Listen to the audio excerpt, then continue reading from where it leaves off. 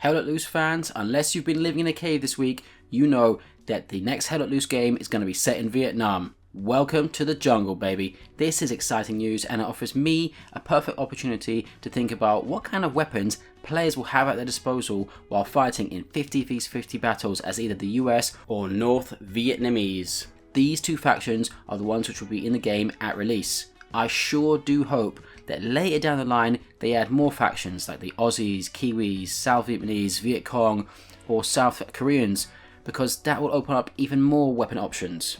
But sticking to what we can expect from Hell Let Loose Vietnam, I've drawn up a list of infantry weapons which we should expect to see in the game. In this video, I'll focus on weapons used by the US forces, so hit that subscribe button so you don't miss out on my upcoming video on NVA weapons. Before we get stuck in, I should note that Expression Games, the studio that is working on the game, said that Hell Let Loose Vietnam will cover the conflict from 1965, the year when the US involvement on the ground really ramped up. I've taken this wording to mean that we will get maps focusing on different battles or phases of the conflict between the US and the NVA from 1965 to about 1973 when the US pulled out of Vietnam. What this means in terms of weaponry really depends on how strict the devs want to be with historical accuracy for each map and the year it's supposed to be set in. That is because certain prototype or experimental weapons were introduced at different periods of the war. In this video, I'll highlight when certain weapons were trialed, adopted, and then made standard issue. The devs have confirmed that there will be 19 distinct classes playable across 6 unit types, ranging from command, infantry squads, recon units, armor crews, helicopter crews, and mortar squads. Old school Hell Let Loose players may have noticed that the automatic Rifleman class is no longer a thing in Hell Let Loose Vietnam. Starting with the basic infantry role, the Rifleman. For the US side, I would expect the starting loadout to be the standard issue rifle of the day, which in 1965 was still the M14 rifle, which had a 10 or 20 round magazine. It had replaced the M1 Garand as a standard infantry rifle in 1958 before it was officially replaced by the M16 by 1969. However, troops had begun to be issued M16s from the early 1960s. The first branch of the US military to receive M16s, or AR-15s as they were designated back then, was the US Air Force, and US Special Forces were also early adopters of the new rifle. It is worth noting that the M16 originally came with a 20 round magazine. 30 round mags were not issued until the 1980s, a while after the Vietnam War ended. By 1967, prototype 30 round mags were being tested in the field, but there were some serious reliability issues related to design flaws, so these were not widely used. Troops would instead strap two 20 round mags together to allow for quick reloads. It would be cool if we got some immersive loadout options which see the starting loadout for the M16 only have 20 round mags, but as you level up the role and unlock future loadouts, you'll get access to veteran loadouts with dual mags or the rarer 30 round mags. In terms of variants for the M16, there were some notable changes in the 1960s when the rifle was first introduced. The original M16, for example, did not have a forward assist. This was later added in the XM16E1 variant in early 1965, and by 1967 this had been adopted as the M16A1. From 1964, US Special Forces were also issued small numbers of the carbine version of the M16, the CAR-15. So we might see short barrel carbine variants of the M16 in the game, as some kind of specialist loadout, perhaps for the Recon spotter. Another World War II era rifle which saw plenty of use in the jungles of Vietnam was the M1 carbine and the M2 variant, which could fire fully automatic. So you can expect the Rifleman to have loadouts with the M14, perhaps a couple variants of the M16 and M1 or M2 carbines. It's also possible that the Rifleman gets a Grenadier loadout which will have rifle grenades available for the M14. Moving on to the Assault class, we can start with some more World War II era holdovers such as the M3 Grease Gun and the M1A1 Thompson. Both of these submachine guns saw use in Vietnam by US and South Vietnamese forces. We could also see the M2 carbine used by the Assault class because of its full auto capability. US Navy SEALs also used the Swedish Carl Gustaf M45 9mm submachine gun in Vietnam because of its controllability, 36 round magazine, and its reliability. So that could also be an option for the US Assault class. In 1966, the Swedish government refused to sell any more M45s to the Americans because of the war in Vietnam, which led to the US copying the M45 and designing the Smith & Wesson Model 76. This did not really start production until about 67 or 68. Knowing Team 17 will probably get some US Navy SEAL cosmetic DLCs to buy, so they'll probably throw in some weaponry used mostly by Special Forces so you can complete the look. Another weapon type which Assault could get are shotguns. Nothing more American than a 12 gauge shotty.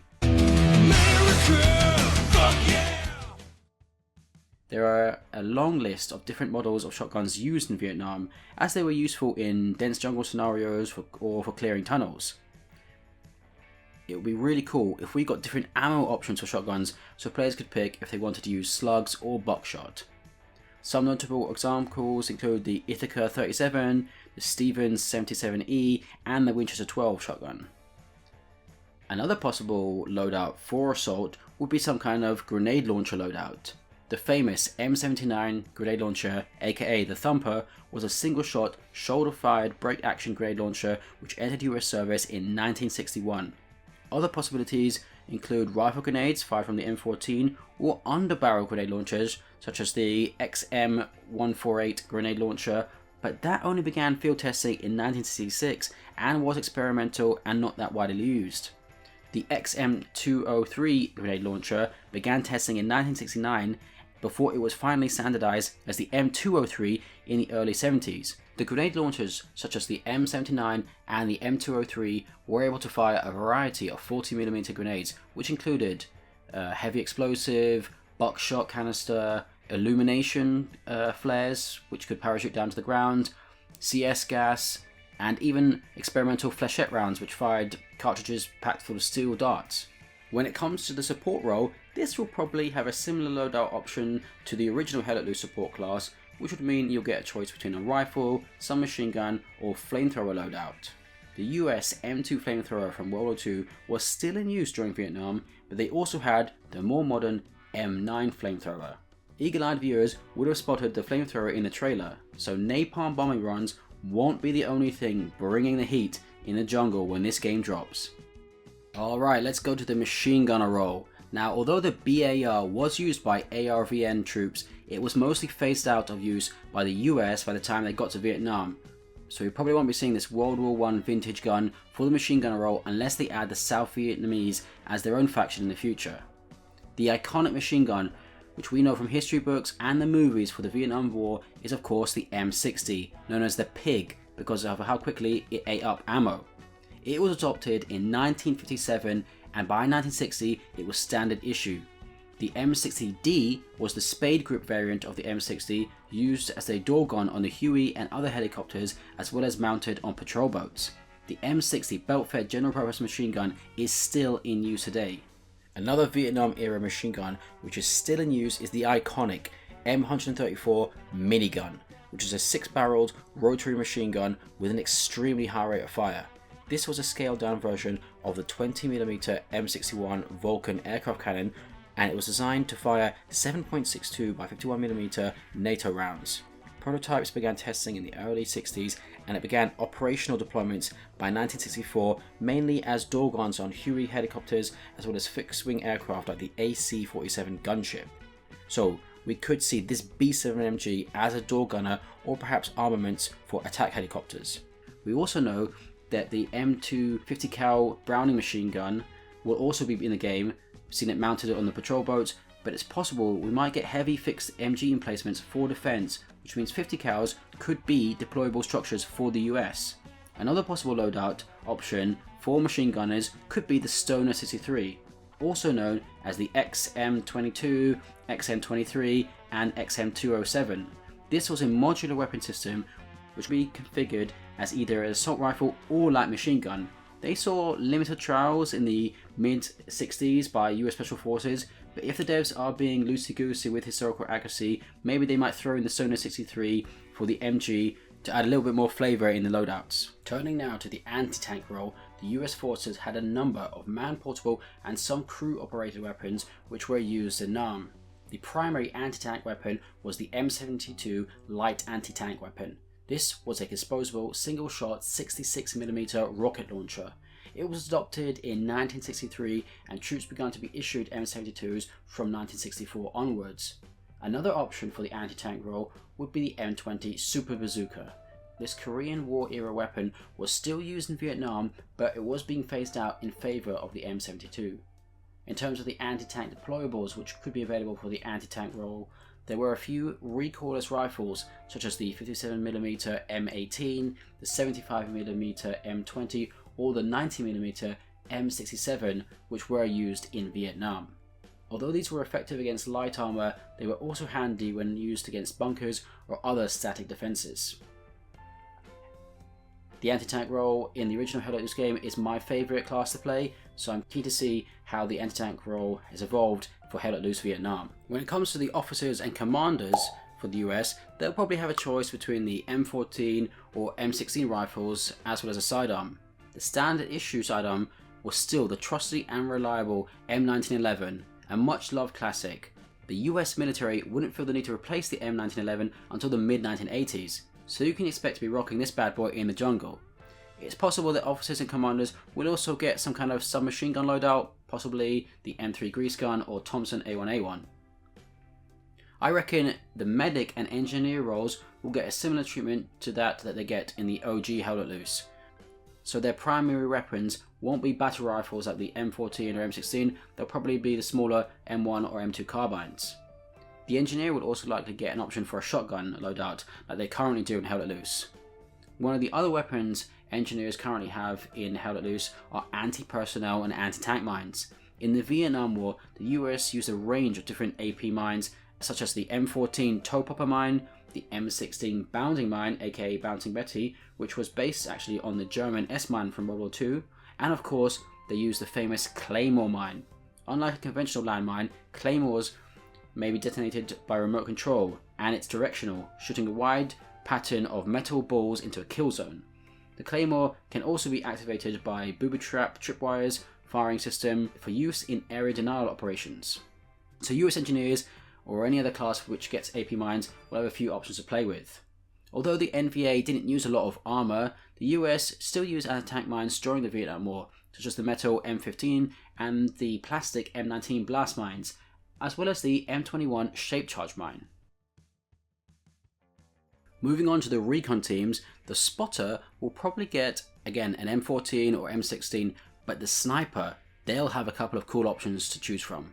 Troops in the early 60s were using a mix of off-the-shelf bolt-action rifles fitted with scopes like the Winchester Model 70.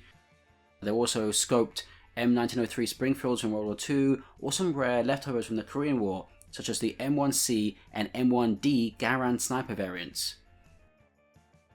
By 1966, trials of the XM21 were also underway. This was a modified M14 rifle fitted with the adjustable ranging telescope. Following field tests, it was standardized in 1969 as the M21.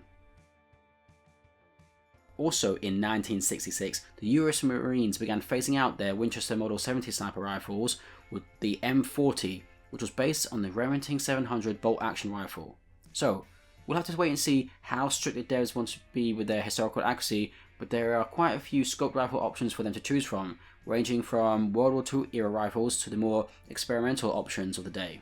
I expect tank crews will be rolling around in the M48 Patton tank, or the M67 Zippo variant of the Patton, which had a flamethrower. Some light tanks which saw action, mostly with the South Vietnamese forces, could include tanks such as the M41 Walker Bulldog or the M24 Chaffee. But what kind of small arms did they have in case they needed it? Most likely, they were issued M3 grease guns because they were compact, cheap and reliable. These were easy to stow inside cramped tank interiors, but they also may have had M1 carbines and possibly M1A1 Thompsons. It's most likely that tank commanders will get the submachine gunner loadout, while the crew will be rocking M1911s. Helicopter crews will probably have a similar option to the tank crews. The pilot will get some kind of submachine gun, perhaps a M3 grease gun, and the rest of the crew will have pistols to defend themselves if they get shot down. Next up, we've got mortar crews. In terms of the firearms, we're probably looking at M16 or M1 carbines as their primary weapons, but what we are really interested in is the deployable mortars the team will be able to let loose on the battlefield. We'll have to wait and see exactly how the mortar teams will work and how mortars will be deployed and supplied in Hell Let Loose Vietnam, but I'll run through some of the hardware they were using in that conflict. As with so many weapons options, we can start with World War II and Korean War era weapons, which were still very much in use at the time. In the early Vietnam War period, from 1961 to 64, systems like the M1 81mm and the M2 60mm still saw action. By 1965 to 66, the US had standardized mostly on the M29 and M29A1 81mm and M30 107mm heavy mortar. I think that pretty much covers the main small arms used by the US. There were examples of small-scale uses of things like the Israeli Uzi or suppressed SMGs by US Special Forces, but those were used in very small numbers and certainly were not standard issue. Let me just spend a moment to outline the other bits of kit we're likely to see in the game for infantry players. Most soldiers in the field carried grenades of one kind or another, and again there are some holdovers from previous conflicts such as the Mk2 pineapple grenade, which was first introduced in 1918 and used in World War II, Korea and the start of the Vietnam War. The M26 lemon grenade was also used in Vietnam after entering service in 1952.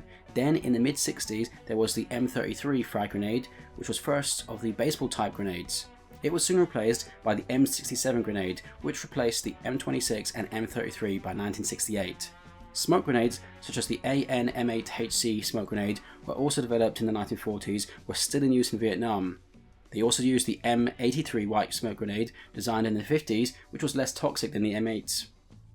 But they also had M18 coloured smoke grenades, designed in the 40s. These were used in Vietnam to signal aircraft. Red typically meant danger, while violet and yellow were used to mark pickup zones and the location of friendlies. Green was rarely used due to it being difficult to spot in the green countryside of Vietnam. The US also used incendiary grenades, such as the AN-M14 thermite grenade. This entered service in the 50s. When soldiers had to demolish something or make a breach, they would use C4, a new plastic explosive developed in the 1950s as an improvement on Composition C from the 1940s, which was an early example of plastic explosive technology. When it comes to knives and bayonets, there were a few models used. The M16 used the M7 bayonet, the M14 used the M6 bayonet, the M3 fighting knife from World War II was still in use, and the Marines were still using their K-bar fighting knife, also from World War II. By 1966, US Special Forces had developed their own heavy-duty survivable Bowie knife. Other melee weapons used include machetes, entrenching tools, as well as brass knuckles or trench knives. And I think that pretty much covers it. Let me know in the comments if I've missed anything. Oh, and which of these weapons are you most looking forward to trying out? Thanks for watching, and if you want to see my video on NVA weapons, which we can expect to see, hit that subscribe button, and I'll see you on the battlefield.